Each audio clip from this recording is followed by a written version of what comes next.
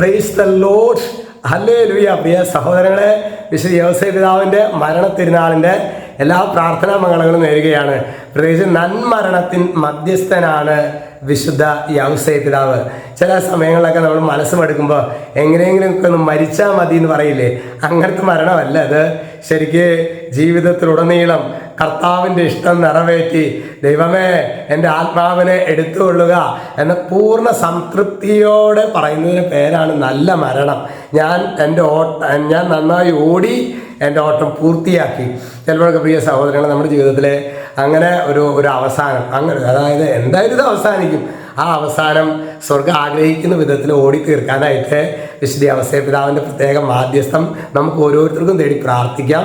വളരെ പ്രത്യേകമായിട്ട് വാർദ്ധക്യ സഹജമായ ഗുരുതരമായ രോഗാവസ്ഥയിൽ കഴിയുന്നവർ, അതേസമയം ശരിക്ക് അങ്ങോട്ട് തമ്പുരാൻ എടുക്കുന്നുമില്ല, അതേസമയം തന്നെ ഭയങ്കര അവശതയിൽ കഴിയുന്ന രോഗികൾക്ക് വേണ്ടിയിട്ട് നമുക്ക് പ്രത്യേകമായിട്ട്, നമ്മുടെ വയസ്സായ പ്രിയപ്പെട്ടവർക്ക് വേണ്ടി നമുക്ക് പ്രത്യേകമായിട്ട് ഇന്നേ ദിവസത്തിൽ പ്രാർത്ഥിക്കാം. ഹല്ലേലൂയ.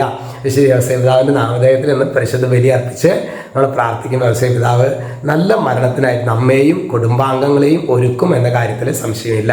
ഇന്ന് നമ്മൾ ധ്യാനിക്കുന്നത് യെശയ്യാ പ്രവചനം 54:17. അവിടെ അതൊരു ഡെലിവറൻസിൻ്റെ വചനമാണ്. അവിടെ വചനം വെളിപ്പെടുന്നത് എങ്ങനെയാണ്?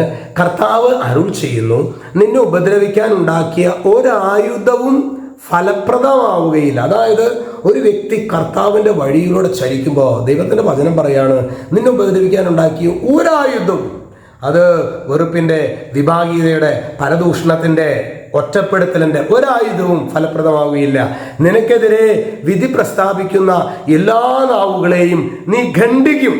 കർത്താവിൻ്റെ ദാസരുടെ പൈതൃകവും എൻ്റെ നീതി നടത്തലുമാണ് ഇത്. പ്രിയ സഹോദരങ്ങൾ, അതുകൊണ്ട് കർത്താവിനെ നമ്മുടെ പക്ഷത്ത് നിർത്താനായിട്ട് നമ്മൾ പരിശ്രമിക്കണം.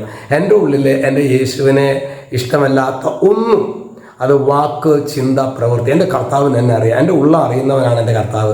അതുകൊണ്ട് പ്രിയ സഹോദരങ്ങളെ, ലോകത്തെ ഞാൻ നോക്കിയിടില്ല എന്ന് പറഞ്ഞിട്ടൊരു പാട്ടില്ലേ, ദുഃഖത്തിൻ്റെ പാനപാത്രം എന്നുള്ളൊരു ഇതാണ് നമ്മുടെ ആ കൊച്ചു കുഞ്ഞു ഉപദേശി അല്ലേ. അതായത് കർത്താവിൻ്റെ വഴി നടക്കാനായിട്ടുള്ള ഒരു ദൈവകൃപ ഞങ്ങൾക്ക് നൽകണമെന്ന് നമുക്ക് പ്രാർത്ഥിക്കാം. ഈ യോസേഫ് പിതാവിൻ്റെ മരണത്തിരുന്നാളിൻ്റെ എല്ലാ പ്രാർത്ഥനാ മംഗളങ്ങളും നിങ്ങൾ ഓരോരുത്തർക്കും നേരുകയാണ് കേട്ടോ. രക്ഷിതാവായ യേശു ക്രിസ്തുവിൻ്റെ നാമത്തിൽ ആശീർവദിക്കുന്നു, ഇപ്പോഴും എപ്പോഴും എന്നേക്കും. ആമേൻ.